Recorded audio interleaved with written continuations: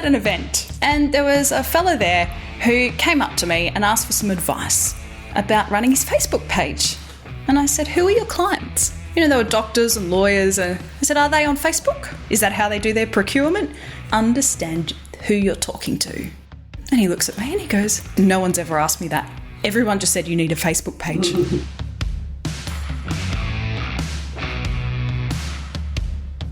Welcome to episode 146 of Be The Drop, a weekly interview podcast sharing stories from people who inspire and motivate others to help you learn how to tell your story. I'm Amelia Ville, Director at Narrative Marketing and firm believer in the superpower of storytelling. Understanding business publishing within content marketing is one of the most critical of marketing's key elements. Marketing in the digital world is really a function more than a role now, given that the remit is so broad. Seeing one aspect of this function as a publishing capability provides SMEs with a powerful tool to help them grow their business. Leticia Mooney is a publisher and content specialist and Queen Pixie at her business, Brutal Pixie. Leticia has published 3 books, written boundless blogs, and directed content departments of many businesses, giving her the expertise to train others, consult, and publish great content herself. In today's episode of Be The Drop, we delve into the hearts and minds of audiences, exploring the practice of creating content and discuss the many facets of marketing in today's digital world. Leticia explains her approach to content marketing and the value of business publishing to SMEs. This is Leticia's version of Be The Drop. Are you considering starting your own podcast? At Narrative Marketing, we deliver a full range of podcast production options. Or if you'd like help getting started to produce your own content, I also deliver podcast training programs. Hit the link in the show notes for more.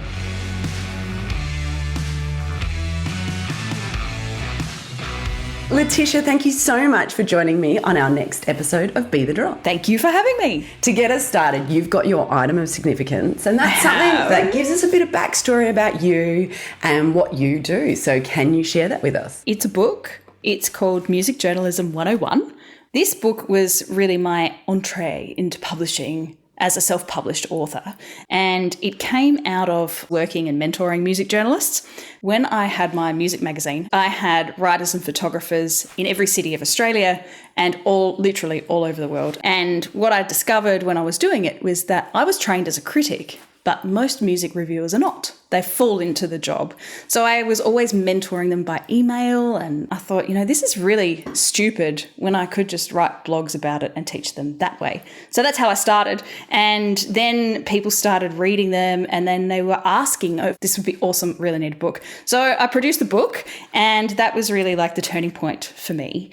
So that's why I brought the book. Fantastic. Well, there's so many different bits and pieces that I'd love to unpack in there and know more about. So this was your first book. How many books have you since published? 2 more. 2 more. 2 more that are available to be purchased. I just finished writing my first fiction book 2 weeks ago. Fantastic. So, you mentioned that it was a turning point for you. A turning point to where? So where do you think that's kind of led you now? Well, that's a good point, actually. Now I talk about my own business as bringing publishing capability to other businesses. This was really the turning point for that, because I was teaching not only people how to write, but in a sense teaching myself how to publish myself as an author. But this really became the business side of it, and I didn't identify that for a long time until I realised that I was making money off this book by just having a book. Like, it earns me money every quarter. I don't have to do anything to do it. And that was absurdly easy for me to do. Yeah. Oh, that's fantastic. And I love that you say it was absurdly easy for you to do. How was it easy for you, and what are some tips you would give someone to help make it easier? So to illustrate what I mean by ease, my second book, which is called The Art of Postcard Writing, was a dare. I had a friend who was living in Germany who came to visit me during my wedding, and I took her back to the airport, and on the way she pulled out a whole lot of postcards, out of her bag, and she's scribbling on them madly. She goes, I hate doing this. And then she goes, I dare you to write a book about how to do this better and to have it on Amazon by the time I get back to Berlin. I said, game on. Then I was like, oh, it's not really anything. It was like 25 tips or something, how to do short travel writing. Needs pictures. What am I going to do? Oh, I've got some postcards. I can write some bogus stuff on postcards, take photographs or scan them or whatever, and add them as illustration throughout the book on some generic template, pulled it all together and had it in through CreateSpace on Amazon before she got back to Berlin. Now, so in terms of ease in that sense, it was easy for me because, one, I already knew the process. Two, I already had a bank of ISBNs, so which are the codes that go on every book. And if you publish them, then every format requires its own code. But if you have one and you have cataloguing and publication, which is from the National Library, so there's all of those little things in the background that I already had. Yeah. And I already had all of the accounts and I knew the process and the templates and all that stuff. But for people who are going, yeah, but you wrote a whole book, which my biggest tip to anyone who wants to write a book is just blog it or, podcast it if podcasting is your thing. You can do it that way. And then if you have a podcast, you get someone to transcribe it. So then you've got the content. After that, it's a matter of making sure the shape fits, but you've already got the material and the feedback and you know what works. So you've just blown it out. Like, it's not hard. It's not hard. I know, right? But I really love that tip, though, because this is something that I don't think people do. We are creating content all the time. And sometimes I look at, my website and the catalogue of content we have. And Chris, my videographer, and I would talk about it and go, wow, we should really put this together or that together. And yes, there's work involved in that, but potentially a lot less work in creating the new stuff ongoing. So. Absolutely. And that's one of the capabilities that I bring to people. And the challenge, right, is that people think about it after the fact instead of ahead of time. Mm-hmm. Once you understand that, you can build the capability that way. So you say, okay, we're going to write a blog, yeah, but we're going to do it over this period of time on these topics because we want a book out of it here. We want to do a podcast here, and they all fit together and meet also the mission and purpose of your business, like overall. So it's actually building an internal business in a sense to do that, which is why then afterwards you look at all of the material you've got and you go, oh, this would have been great if I hadn't kind of got distracted and gone down this rabbit hole for this 6 months here. Absolutely. And when we talk with clients around creating podcasts now and we look at creating seasons, we do exactly that. Same thing. What is going to be your season focus? And 100% easily at the end of that season could create a book. So really this concept you're talking about is that every business is a publisher. Yeah. So it's just about how do they tap into that? Yeah. It's a really different way of thinking about marketing. People approach business like, I've got a business, I need to market it. They do social media marketing and they might do podcasting. They have all of these great ideas, largely because people who are founders are ideas people. But marketing is enormous, and a lot of digital marketing is publishing focused because it is writing and producing stuff or recording videos and producing videos or recording podcasts. And at its core, it's a publishing capability. I know that already when I have conversations with clients, there are so many aspects. As you say, marketing is really big. And there's many aspects of marketing they don't understand. So how do you then communicate publishing? Because I feel like they're like, oh no, but we don't need a book. How do you explain where that value sits? Typically it starts with a question. So if they have the vision of like the pain of publishing blogs consistently, which loads of business people have, right? People go, oh yeah, oh man, it took so much time. I didn't know how to, generate ideas for it, and we didn't have enough topics, and then no one would approve it, and then I didn't know how to do it, and blah, blah, blah. Like all of these pains just spill out of people. Like they don't realize they were publishers. So that's a really good entrance for me to say, well, you had a publishing capability, but probably not the workflow to support it. And then people go, oh, right. Because if you say the word publish, people instantly think of books, even though when you hit publish on WordPress, for example, you are actually in the act of publishing. Once people understand the breadth of publishing and how many of those tap into their marketing goals and et cetera, it's much easier for them to understand it. But you would know this too. People don't approach marketing from the perspective of, here is my mission, purpose, intention, strategic plan for my company. here is why I need to do these marketing things for these people. Here are all of the reasons why this is a good idea for us to do it. That sounds so nice. Sounds so nice. Typically people are like, I've heard I need to do this thing. Yeah. I have a really good example about that. I was at an event and there was a fellow there who came up to me and asked for some advice about running his Facebook page. And I said, who are your clients? Like your intended clients. You know, there were doctors and lawyers. And I said, are they on Facebook? And he looks at me and he goes, like, do you need a Facebook page? Are they going to be on the internet all day long? Is that how they do their procurement? He goes, no one's ever asked me that. Everyone just said you need a Facebook page. And I said, well, do the thinking first. He's been talking to the wrong people. The wrong people. Right. Totally. I know. And because marketing is bad at that though. We sort of make everyone feel like everyone needs everything, which is not the way it goes. But I love these concepts, and I really think that that's where it is. And I mean, for me in podcasting, I now get media passes. Certainly when I started the podcast, in 2016, I didn't actually understand that. Like, I'm media because I am legitimately a publisher, and it wasn't something that I realised, until I was actually, in it. I went, oh, good. The interesting thing about that comment is that people don't realise that they are publishers when they do these things. However, there are laws that specify that you are a publisher if you do particular things. So, for example, I think it was the Claremont murders trial in Western Australia. There was a gag order issued by the court to shut down any commentary, but it included social media, bloggers, etc., because they're characterised as media. So even if you have a blog, you are legally a publisher. So when you think of yourself as a publisher, then it also says, what do I need to comply with legally? How do I structure that? How do I mitigate any risk? And it inspires different thinking. So it's really interesting. But yeah, it's often not until someone has a media pass, for example, which I used to have loads of in my music journalism work. But it's the same thing. People don't think about it. So you have had quite a few different experiences along your business journey. Is there a standout lesson that you've learned? I mean, it's probably hard to pick. So hard. But one that you can share with listeners and something you learned and tips that they might take away from that. Oh my God. Yes. The burnout lesson. It's very topical right now.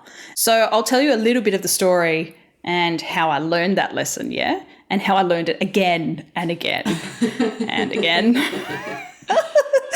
So I have to explain, having writers and photographers in every city of Australia is one thing, but when you have them also in Brazil, Mexico, the USA, Canada, all of Scandinavia, the UK, India, South Africa, you are literally working across every time zone in the world. The issue with that is once the shine wears off, you realise that people in other parts of the world expect you to be awake when they are awake, which is the only significant problem of running a business from Australia. So what I found myself doing unexpectedly, because I was dealing with these people and organising access to shows, so I was dealing with their PRs who are typically overseas, I ended up sleeping about 3 hours a night, 7 days a week for about 4 years. And that was just business as usual for that. Then add on top of that the news cycle, which never stops. And the music industry has a particular timing to it, which anyone who's worked in music industry press understands it's really tight.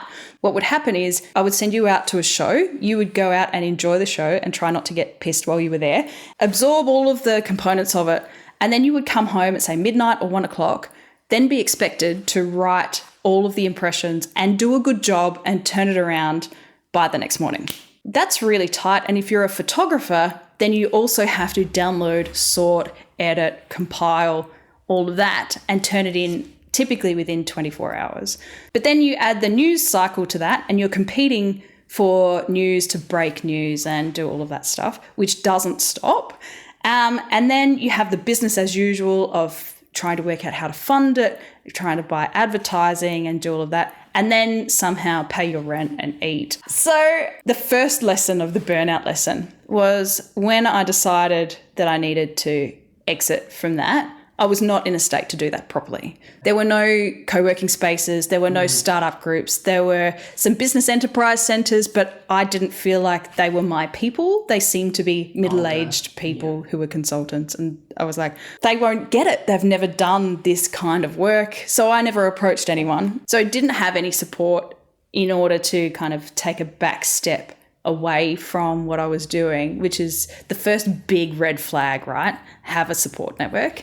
The second one was that when I decided to exit, I was actually starting to get unwell. And so all I did, instead of doing what you're supposed to do, which is, you know, value your business and find out ways of finding buyers and doing all this stuff, all I did was issue a press release. On this date, I'm turning it off unless someone buys it. If you've ever studied any negotiation, the worst thing you can do is tell someone your timeline. So I was really lucky. Someone did at the 11th hour for way less than what it was worth. And, you know, anyway, the pattern, though, of that work is something that kind of stays with you in all the things that you do. So when I was employed by somebody else full-time, I threw myself into that job too, volunteered for all of the early starts and the late nights, and then got really sick in that job too. Surprise. And to the point where I got pneumonia, was not allowed to work. So I had to stop. And when I came into Brutal Pixie, like after all of this stuff, the first lesson was, how do you actually want to live? And that was the biggest lesson for me. Oh, fantastic. Thank you for taking us on that journey. In designing your life, what are the key things that your focus is? So the first thing is to put yourself first, which women particularly hear all the time, put yourself first. You know, you're not secondary to all of these other people or things that you want to do. And most of us go, that's nice. How do I do that? Because no one's taught us how to do that. But for me, that came down to lifestyle design. And if anyone follows me on Twitter, they see me bang on about that constantly, like design your life, which actually means if you are waiting for a time in your life to live your best life, what are you doing today? Actually, like, are you going to wait until you're 65 when you're retired to live your best life after having an entire life doing something else? Like, to me, that's disgusting and ridiculous. So I decided to shape my life the way I want to live it today. I have 2 phones. That is one thing. I have one for business, one for me.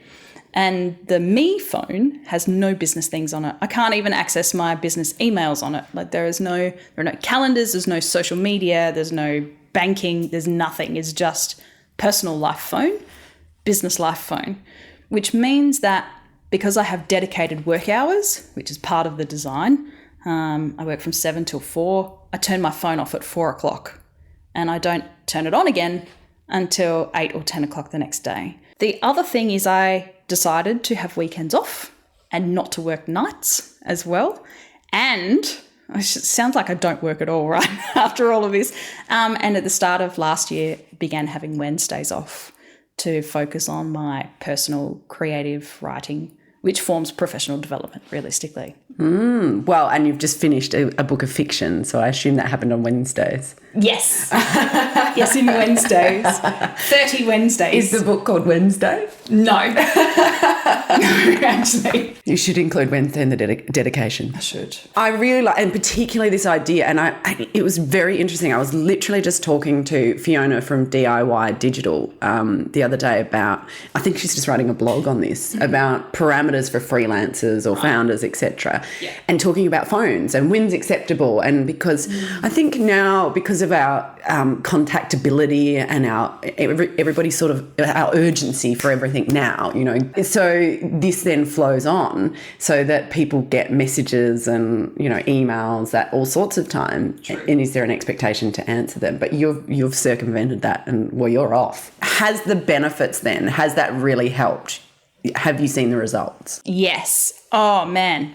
So the first critical result really was not so much in the little things. I mean, I have seen benefits from that over time. The most immediate benefit for me was taking Wednesdays off because it forced me to squish all of that work into 4 days a week. It forced my business to become efficient. Fantastic. Just try it for 30 days. So if it's 30 days, not going to kill you, because it immediately says to you, what is important today? Is it going to take something out of your work days? Yeah. Yeah, and look, I've done the same thing. I have Monday mum days. You know, I try very hard not to work on a Monday, and I'm with my 3-year-old. So beautiful. That's, you know, and the work has to get done in the other days. Did you find that you got more efficient? Look, yes, I do the things that have to get done first, and Toughest that's more lesson. around because of my time frames. Yeah. The second benefit that I had found is that I trained my clients. So they don't realise they've been trained most of the time, but they know that I'm not available Wednesday, so they don't bother. They know that if they call my work phone at 4:30 on a Monday night, it'll go to voicemail. And they know that I probably won't call them back till after 10 o'clock the next day, because content is a manufacturing business and you need to dedicate the time to do that creative work. But the long-term benefit is I can just switch off. People say, I don't know how to switch off. I'm like, do you not have hobbies? Like, do you structure your life? Like, what else is in your life? Is your entire life your work? Because that's a really dangerous place to be. Okay, so we have talked a bit around communication and, you know, you're helping people tell their story and capitalising on this publishing concept. But what would you say are your top 2 or 3 tips for communicating, helping, you know, tell your business story or tell your story or just get your information out there? First one is understand who you're talking to, which, you know, for marketing people, we say all the time, who's your audience, right?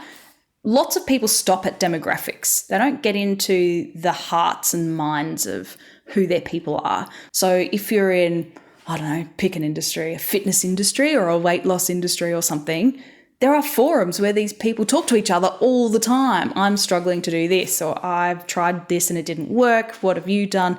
And these conversations exist way outside of the fact that they live in Burnside and drive 3 cars and their kids go to this particular school. They tell you so much more about how to relate to them. The second thing is to stay in that mindset. What I mean is when you're communicating with your audience in any particular way, know not just who they are, but understand that that's what drives all of the materials that you create for them. Like what are they excited by and what phrasing do they like and who are the TV characters that they resonate with, because you can leverage it in your materials. So channel your customers. Channel them. That's a good way to put it. Yes. The third thing is just to not be afraid to do things differently. If everyone in your industry is producing videos or doing things in this particular way, why do you need to do it that way? I don't know, send them love letters or birthday cards or do something that's really out of the box, because that uniqueness is what endears your clients to you. Yeah, and because, the things, the businesses you remember are the ones that made you feel something. It throws something really different into their world. Well, and one thing I have got a question is about Brutal Pixie as a name for your business. How does, what sort of responses do you get? I mean, I love it, but, you know, particularly say in conservative industries, etc., how does that go down? They're like, who, what? Typically, if I'm introducing my business, people say, what's your business? I say, Brutal Pixie. They say, pardon? Because they're not sure that they've heard it correctly. But I was warned by people when I first came out into this business. I would never work in law. I would never work in government. I wouldn't work with conservative industries because it's too confronting and weird and whatever. But people love the Pixie. I think in the first 2 years of the business, I was asking people all the time, what do you see in the logo? What does it say to you? What messages are you getting from this? Because I was so uncertain. And they were generally really positive. People see honesty, or there's a no BS factor because she has a cleaver with blood on it, you know, in the logo, stuff like that. I know. We'll have to make sure we share a copy of the logo as well so listeners can see, because it's definitely worth checking out. Yeah. What's been the response to your superhero-dom with people? Well, and also the T-shirt, I love storytelling. It's really good. It's similar in what you said. People like it. And also, I think, because I'm a creative, I say that in inverted commas. I love it. Who knew? I'm a creative. And so it just gives me an extra license. I feel like we can get away with wearing quirky stuff. Actually, there's almost an expectation. If I didn't have some superhero something or something like that, then maybe it's because I'm not very creative. I find that it's interesting when you have something that's quirky, it does give you that license to do something different. You don't have to find the courage to do it. No. It's as you say, it's kind of expected. Yeah, I mean, I must admit now I kind of want some different coloured ones because I'm getting sick of the same colour. So watch out, that'll be coming. I love them. I should have worn my Pixie t-shirt. That would have been great. Oh, gosh, that would have been good for the photo. I know. All right, well, I think we've come to the end of it. I normally finish up with, in conclusion, sharing a Be the Drop tip. So that is your top tip for communicating with influence, telling your story in a way that motivates and inspires action from others. My top tip for that is to lose your fear about offending people.